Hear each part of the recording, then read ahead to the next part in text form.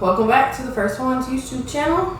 If you're new here, you probably clicked on this video because you wanted to hear what I have to say about DEI. Well, we're gonna go ahead and get into it. So, I was originally gonna make this video a travel recap for those of you who have come back, so welcome back. But this message today takes priority. So, I'm first gonna start by defining what DEI actually means, because I am just over it. Like, I've had it with the term now being used as like a slur or like an insult or just another thing to like bastardize. So let's go back to the foundation, let's go back to basics, and let's talk about actually what that means. So first, the definition of the D in DEI is for diversity, which is defined as the practice or quality of including or involving people from a range of different social and ethnic backgrounds and of different genders, sexual orientations, etc. Stop there. It's just simply differences, okay, in a practical sense.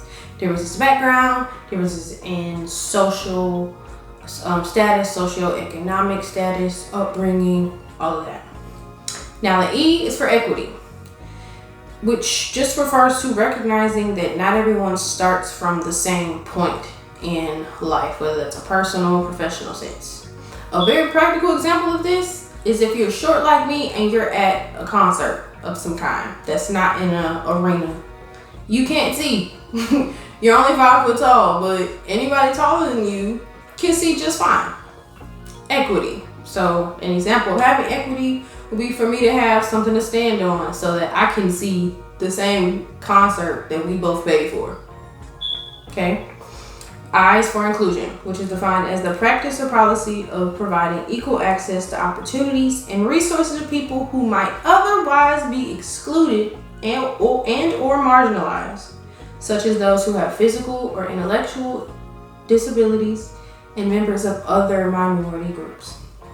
Simply just means things that are overlooked, not thought about, because you might not have to deal with something that someone else does, is being aware of that and making sure that policies, rules accommodate for more than just your reality. So let's stop there.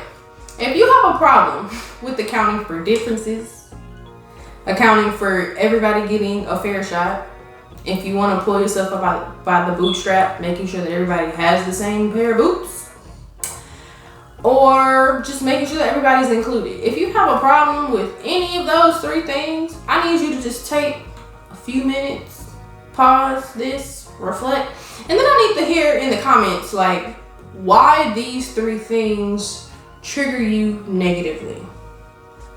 I really, really want to know, because it's becoming like just a term we just hear in the media is like a bad thing, or companies are now scared to say that they're investing in those efforts. And I just think that's really weird, and it's annoying.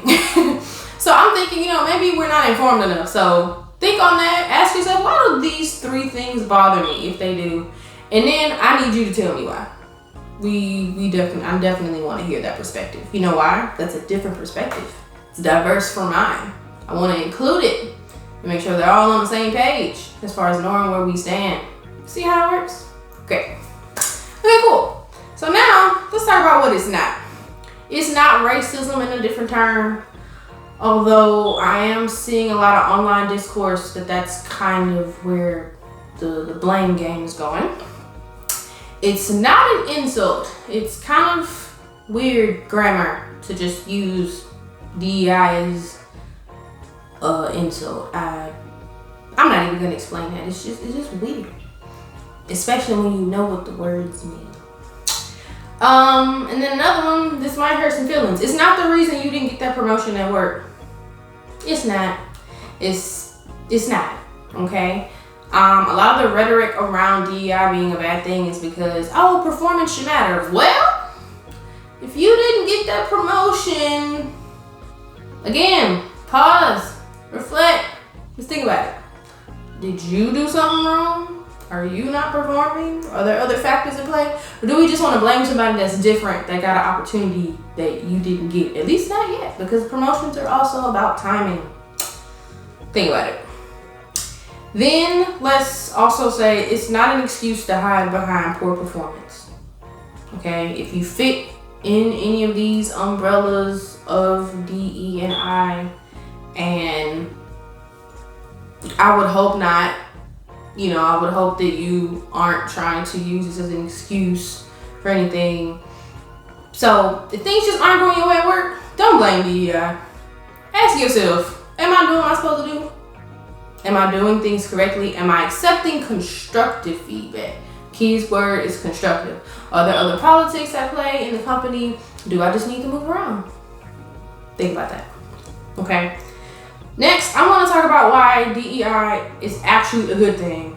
No matter what you hear on any of your favorite news outlets, I'm not naming anyone specifically because you're not, we're not going to go down that rabbit hole of arguing, and it's not constructive, right? So it is a good thing no matter what people say, because first, the best example I can think of is the fact that we can all use sidewalk ramps. And if you did not know this, because I only learned this very recently, thanks to Ed Roberts, a student at UC Berkeley back in, I believe, the 1970s or so. He was a quadriplegic in a wheelchair, I believe, and he couldn't get around campus very well to class. So imagine if you're not able-bodied, you have a wheelchair, and it's just hard for you to get your chair through, just through campus, going through curbs, going up steps, getting into classrooms. You can't even get to class. See the whole equity piece? Not everybody has the privilege to be fully able-bodied in that sense, where you can just step up a curb. And I think that's a thing that also gets lost in the discourse, is that things that are our reality get taken for granted. So instead of being outraged at someone needing something different, again, step back and ask yourself, why is that? Because I think there's a lot of rhetoric out there that is just distracting you from the real point at hand. And then the last thing I'll say is that companies that are diverse and inclusive make more money. And it's data to back this up. It is. There's data to back this up, and there are sources that are going to be in the description. And if you think about it, your favorite companies, your Etsy's, your Google, your Microsoft, you think how lame they would be. Amazon, think about how lame they would be if everybody went to the same schools, ate the same food, thought the same way, lived the same life. Think about how diverse the world is in itself. That's whack. Okay? And the last thing I'm going to say is why you should listen to me on this one. Note to self: you're starting a YouTube channel, working with your phone as your camera, put it on airplane mode or do not disturb to make sure you're not interrupted. But anyway, I want to wrap up by saying why I have a important perspective on this. So why should you listen to me? Well, one, I've been the leader of an employee group of a global organization for about 3 years now.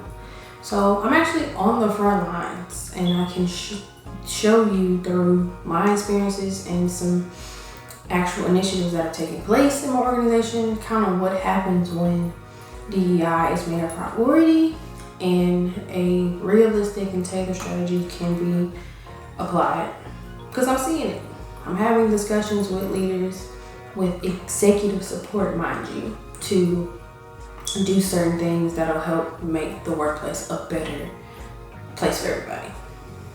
Second is, in about 6 weeks, I will have completed 2 master's degrees that combine people, technology, and business. So it's an MBA and a second master's as well.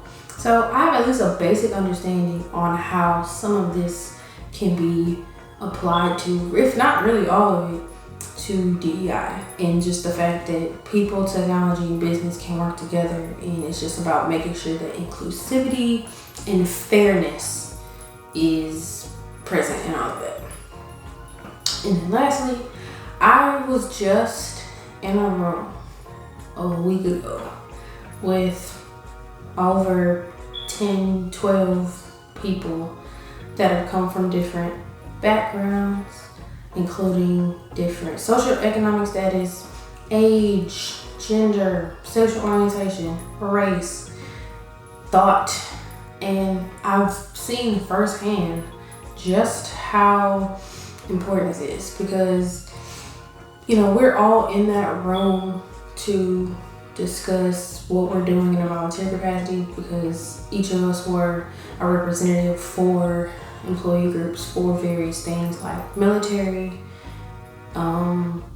older and younger generations of workplace, trying to bridge that gap, and etc. All these different groups were in that room, but a very simple yet huge revelation came on me, and that's that we all want the same thing. We want everybody to show up and feel welcomed and supported at work. We're just playing different positions on the same team. And once I thought about that, it really just kind of empowered me to stay on this journey, because even if people don't understand it, does not mean it's useful, does not mean that it's not useful. Even if you don't agree, doesn't mean that it's not true. And the only thing that's different from all of us are our personal connections or our reasons why for starting this journey of advocating and supporting the concept of DEI in the workplace. And the last thing I'll leave you with, because scripture is always important, I found something in 1 Corinthians chapter 12 that I want to leave with you and just give you some food for thought on everything that I've said. So it reads at verse 4, there are diversities of gifts, but the same Spirit. There are differences of ministries, but the same Lord. And there are diversities of activities, but it's the same God who works all in all. But the manifestation of the Spirit is given to each one for the profit of all. And then I'll jump to verse 11. But one and the same Spirit works all these things, distributing to each one individually as He wills. So you can feel how you want to feel about DEI. But if my own Creator, my Lord and Savior, had differences in gifts and differences in opinion and differences in the Word itself, He had that on His mind, and still is able to do some really beautiful, powerful things just by everybody walking in their unique talents and gifts. I'm really not trying to hear anything else on this matter. It's settled. Because it's right here in the text. So read 1 Corinthians chapter 12. Just kind of course, put that in the comments. I want to know what you have to say on it. But like I said, I'm taking this word as true. And I don't know, He's spoken. So thank you for watching. I have a feeling this is either going to go really, really well or maybe not so well. But either way, speak your mind. We're here. Because again, I will welcome perspectives that are different than mine, so that we can have a dialogue, see where we both stand. And again, if you have a problem with any of those words, I don't know what to tell you, but I would love to hear what you're thinking. So in the meantime, take care of yourselves. I love you. Peace out.